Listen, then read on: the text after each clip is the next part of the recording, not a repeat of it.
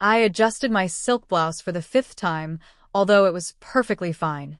My reflection in the floor-to-ceiling window of my downtown loft caught my eye, the skyline glowing gold in the late afternoon sun.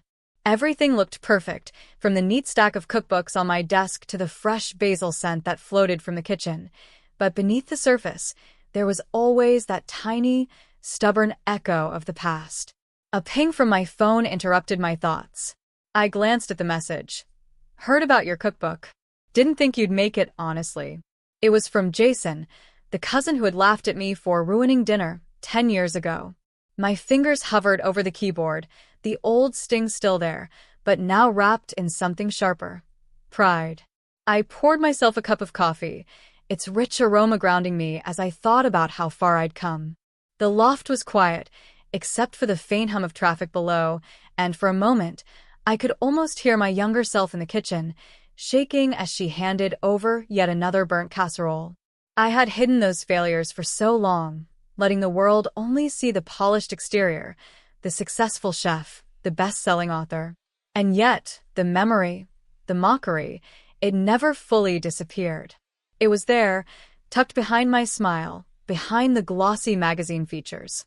But now, I had the power to rewrite it, starting with the next words I sent. I was 17 the first time I really felt the weight of their laughter. It was a Saturday night, and I had stayed up until midnight trying to perfect my grandmother's lasagna recipe. I'd measured every ingredient, simmered the sauce until it smelled like heaven, and layered the noodles with a trembling hand. When I finally set it on the dining table, my heart swelled with pride. Then came the verdict. My older brother, Brian, glanced at the bubbling casserole and smirked. "Are you sure you know what you're doing? Looks interesting." Mom laughed, and even my best friend at the time barely hid her grimace. I tried to smile through the sting, but my hands shook so badly I almost dropped the serving spoon. That night, their words weren't just criticism, they were a declaration. You're not good enough. The embarrassment clung to me like smoke.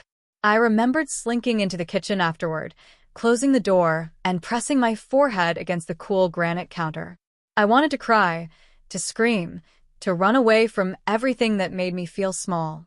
But then, at the back of the counter, I found the little notebook my grandmother had given me a year earlier.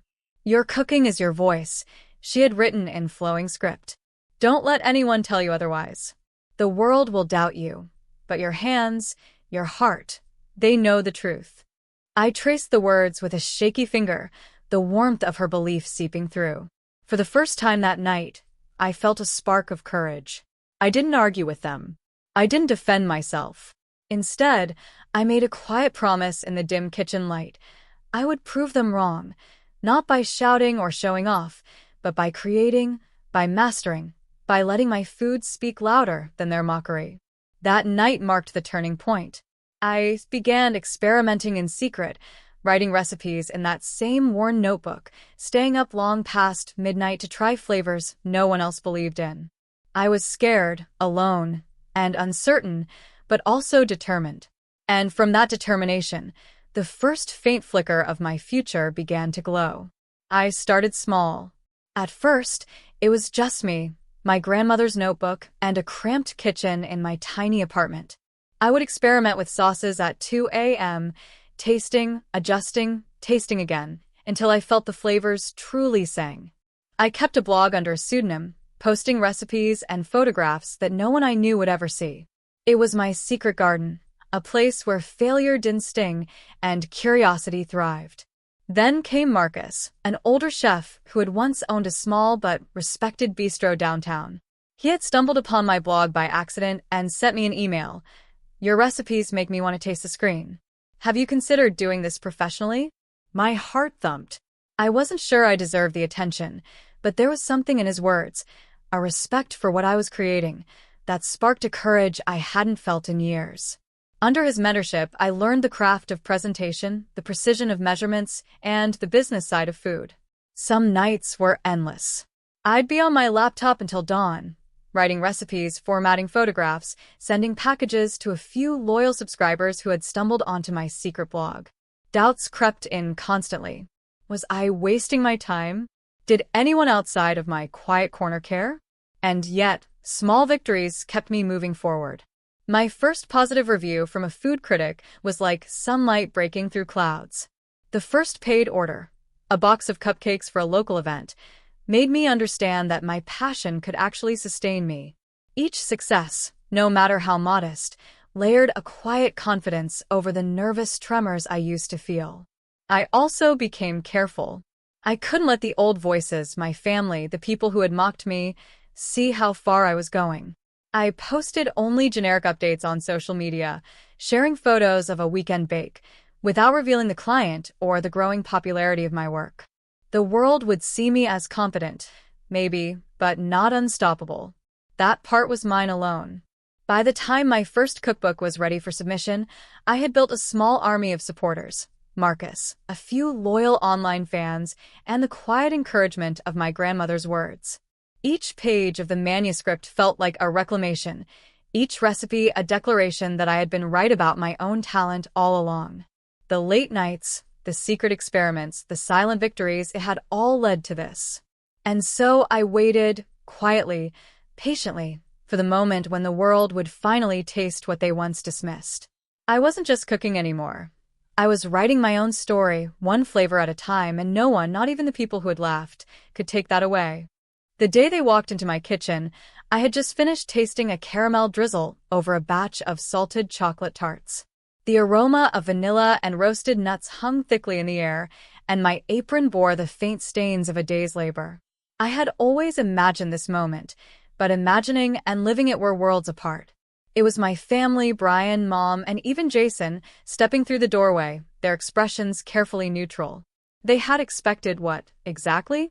The same girl who used to tremble at the dinner table, handing over half-baked lasagna with red-faced embarrassment? They paused at the sight of the kitchen, their eyes scanning the gleaming marble counters, the shelves stacked with my own cookbook editions, and the awards framed neatly on the wall. I didn't rush to speak. I let them take it in. I noticed Brian's jaw tighten, Mom's hands clutching her purse like a lifeline, and Jason's eyes flicker between awe and disbelief. I poured them each a cup of coffee, the rich scent curling into the air, a small gesture of normalcy, and then I smiled. "Welcome," I said simply, my voice calm but firm. "I'm glad you could make it." The silence stretched. And then I set a small stack of my best-selling cookbooks on the counter, flipping one open to the dedication page. To those who doubted me, thank you for inspiring me to prove myself. Their eyes scanned the words, and I could see comprehension dawning like sunlight breaking through clouds. "See, Courtney, is this yours?" Mom whispered, her voice unsteady. I nodded. All of it. Every recipe, every photograph, every step. This kitchen, these awards, even the blog you didn't know about, it's mine. The bestseller list, the media coverage, the brand collaborations, they're all a result of the work I put in when no one believed in me. Brian's smirk had disappeared, replaced with a strange, awkward mixture of awe and guilt. Jason's lips pressed into a thin line, and he didn't speak. They had expected the same shy, insecure girl they had ridiculed. Instead, they were faced with someone entirely different, confident, capable, and undeniably successful. I walked them through the kitchen, showing them a few of my signature creations, allowing the rich aroma and delicate presentation to speak for me. Every slice of tart, every drizzle of chocolate, every subtle hint of flavor was a testament to years of late nights, hidden practice, and unwavering persistence. Finally, I stopped in the center of the kitchen, hands resting on the marble counter. "You laughed at me once. You thought I would fail.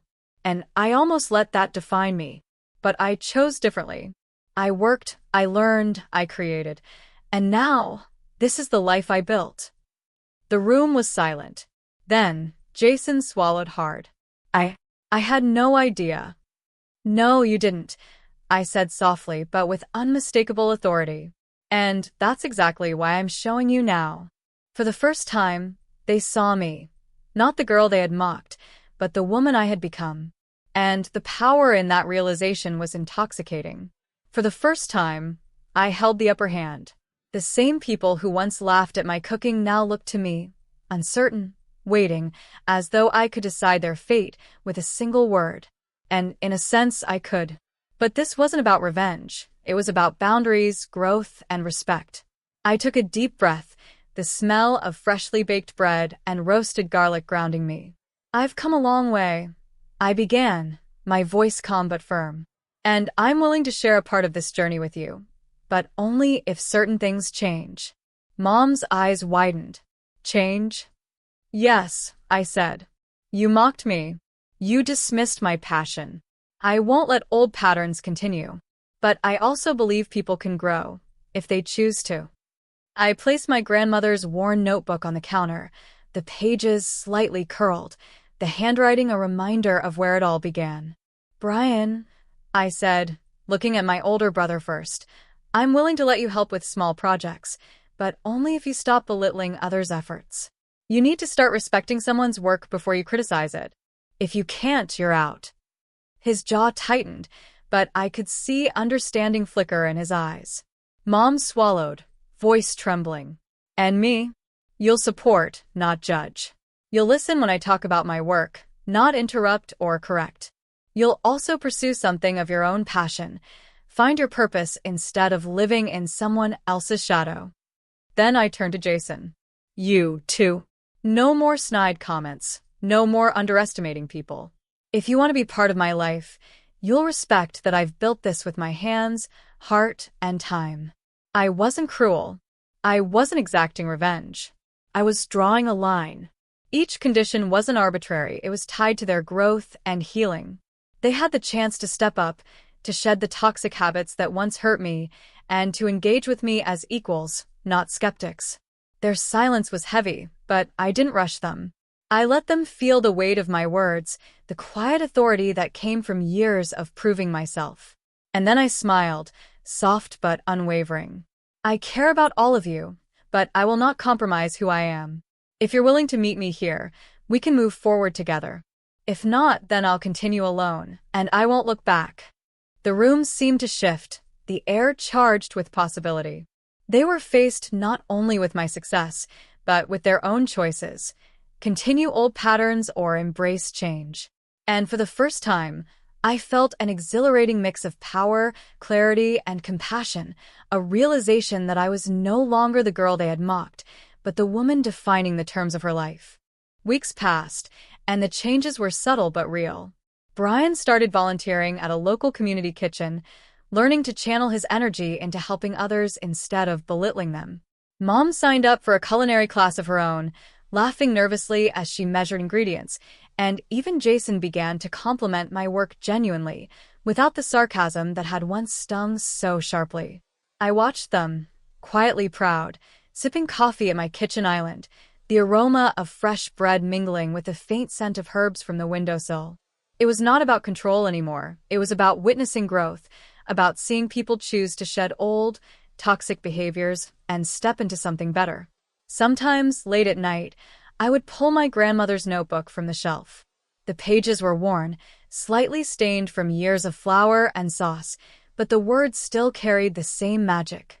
Your cooking is your voice. Don't let anyone tell you otherwise. I traced the handwriting and smiled, remembering the scared, insecure girl who had once hidden behind a burnt casserole. That girl had grown into a woman whose kitchen and life was a testament to resilience, creativity, and quiet courage. My cookbook sat on the counter, open to a page featuring a recipe for my grandmother's famous apple pie. I ran my fingers along the edges, thinking about the journey, the mockery, the late nights, the hidden experiments, and the secret victories. Every ingredient, every measurement, every simmering pot of sauce had led me here, to a place of strength, independence, and grace. And in that moment, I understood something essential. It wasn't just about proving them wrong. It was about proving to myself that my passion, my skill, and my perseverance mattered more than anyone's doubt. It was about building a life where my voice, my cooking, spoke louder than any criticism ever could. I closed the notebook gently, the leather cover soft under my hands, and looked out at the city skyline, now glowing under the evening sun. A soft smile tugged at my lips, and I whispered to no one in particular, They laughed at my cooking once. Now, the world eats from my table. And with that, I felt the last remnants of fear and doubt melt away, leaving only the quiet, enduring satisfaction of a life fully claimed and a voice finally heard.